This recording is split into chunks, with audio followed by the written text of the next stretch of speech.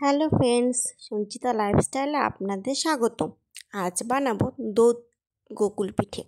তার জন্য লাগছে নারকেল কোড়া, সুজি, চালের গুঁড়ো আর ময়দা। প্রথমেই এই নারকেল কোড়া আর গুড় দিয়ে ভালো করে পাক করে নেব। প্রথমে নারকেল কোড়া, তারপরে 1 হাতার মতন গুড় নিয়েছিলাম।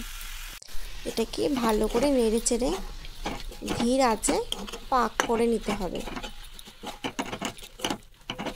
দেখুন কালারটা কিন্তু চেঞ্জ হয়ে গেছে অনেকটাই, আর পাকটা হয়ে গেছে।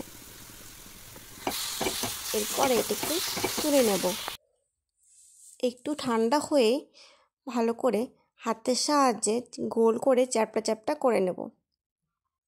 ঠিক এইভাবে দেখুন খুব সুন্দরভাবে কিন্তু হয়ে যাচ্ছে। আস্তে আস্তে আমরা করে নিলাম বাকিগুলো। আপনারাও এটা তো বাড়িতে অবশ্যই বানাবেন। তারপর একটি বাটিতে সুজি, চালের গুঁড়ো আর ময়দা নিয়ে নেব। ভালো করে এগুলোকে মিশিয়ে নেব। তারপরে খেজুরের গুড় দিয়ে দেবো 1 হাতার মতো। তারপরে জল দিয়ে ভালো করে গুলিয়ে নেব। দেখুন ব্যাটারটা ঠিক এরকম হবে।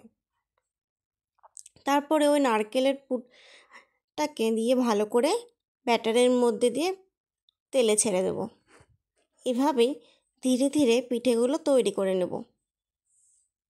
বাড়িতেই খুব সহজেই কিন্তু এই পিঠেগুলো করা যায়, আর যে কেউ করতে পারবে, আর খেতেও হয় দুর্দান্ত।